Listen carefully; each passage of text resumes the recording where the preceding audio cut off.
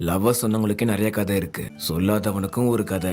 பிரியமான ராணிக்கு காதல் கடிதம். உன்கிட்ட சொல்லாம இப்படி ஆசைப்படுறது தப்புதான்.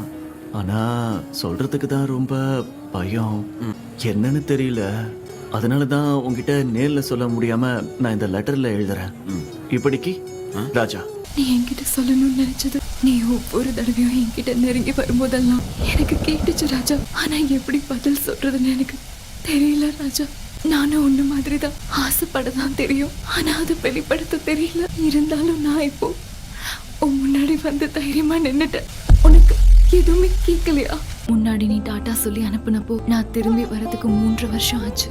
அப்ப போகும்போது தூரமான இடத்துக்கு போற மாதிரி இருந்தது.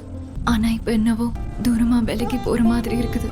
ஒன்னும் கவலை இல்ல, ராணியம்மா கண்டிப்பா திரும்ப வந்துருவாங்க. இந்த ராஜா அவருடைய காதல சொல்லுவாரு, சொல்லியே தீருவாரு.